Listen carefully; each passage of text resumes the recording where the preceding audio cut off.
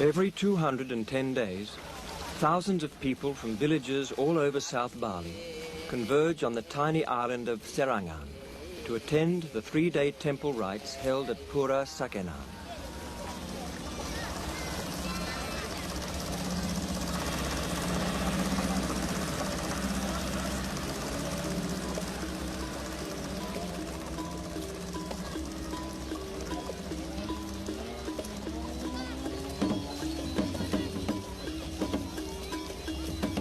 Golden carriages containing images of visiting deities from temples on the mainland are being carried across the tidal flats.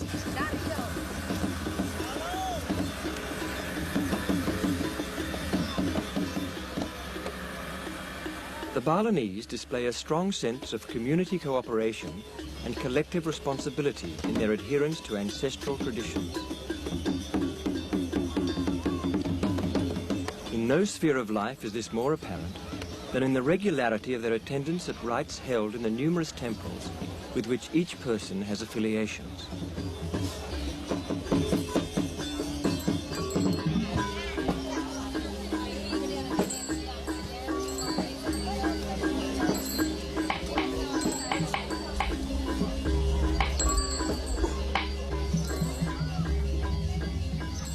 The protective barong, referred to in historical mythology as Sang Kalagade, manifests the animalistic qualities of the forces against which it is pitted in dance drama.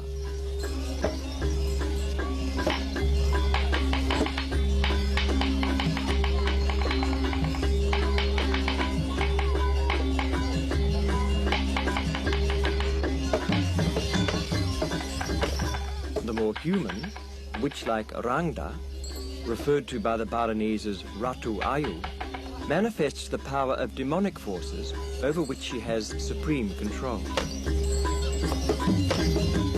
Legend has it that 3 high Hindu gods descended to earth to mediate with Durga, represented by the Rangda, who was decimating the population through the diseases she was creating.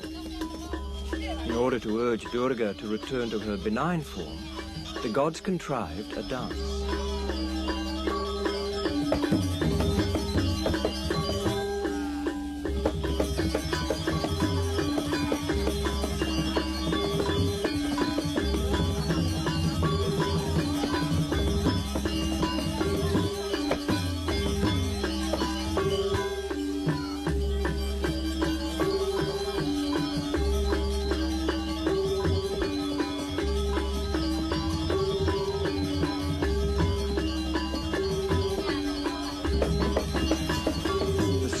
White masks represent the watery elements of the human body.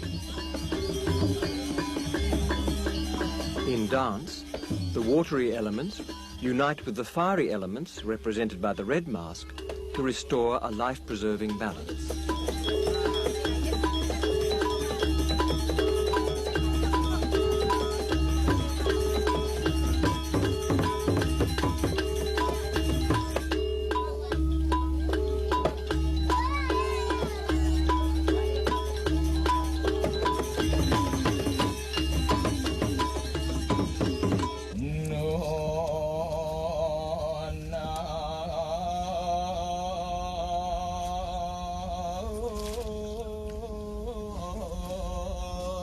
Temple priests, distinguishable by their white robes and headcloths, are able to interact intimately with powers aroused in ritual. All temple rites must include a sacrifice of a white duck to Varuna, the god of the sea.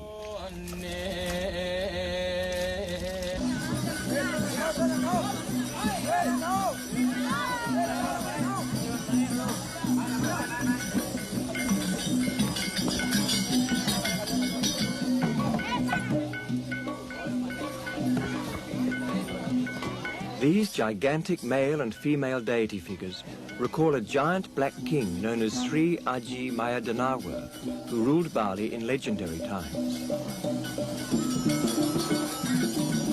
Mayadanawa was so enamored of the Chinese princess whom he took to wife that he neglected temples and prescribed rituals.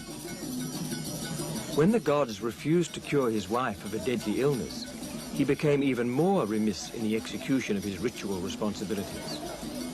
Crops failed and disease raged. Bali became desolate.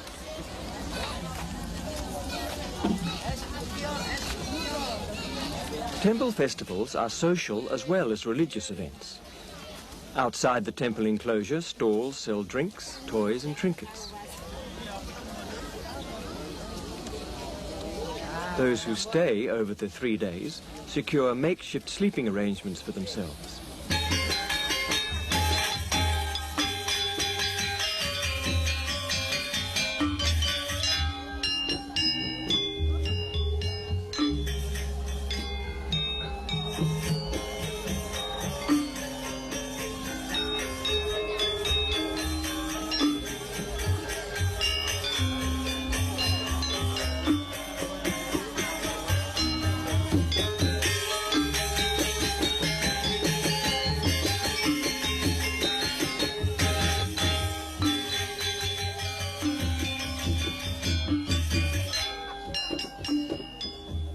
In an offering in the form of dance, temple priests and priestesses pay homage to the deities of each direction, as well as to the great fanged king, the god of cholera, whose abode is on a nearby island.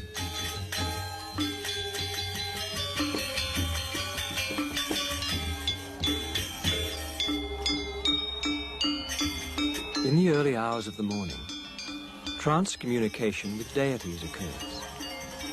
Through techniques of contemplation and meditation, these priests prepare themselves to become vehicles for temple deities. Smoke from burning aromatic woods, incense and chanting entice deities to descend into the human realm in order to instruct the community on measures necessary for its continuing well-being.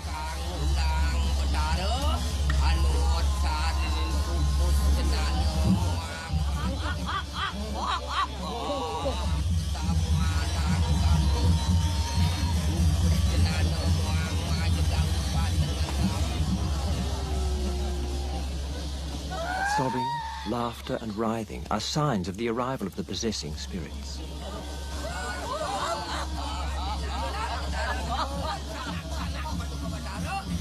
Priests mediate with the visiting spirit, pleading, urging and even arguing to secure benefits for the community. Deities themselves sometimes request new shrines or express dissatisfaction with offerings recently presented to them.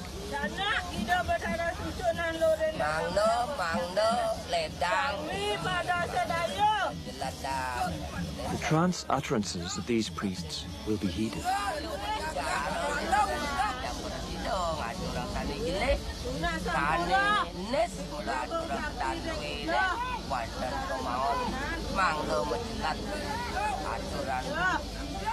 Gods of the Hindu pantheon do not actively participate in trance rites.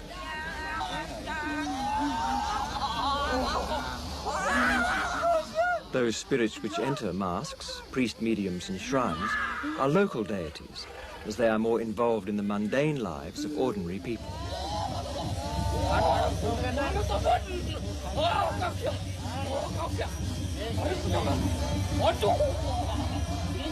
Twin themes of horror and hilarity, characteristic of community rites, combine dramatic and playful strategies for dealing with powers of uncertain dispositions.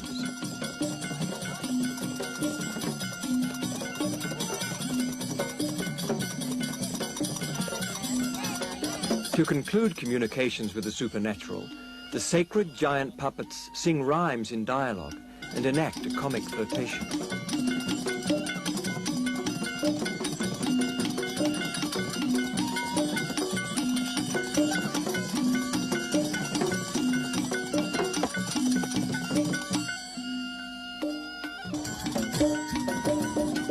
Community rites display a kind of mystical pragmatism.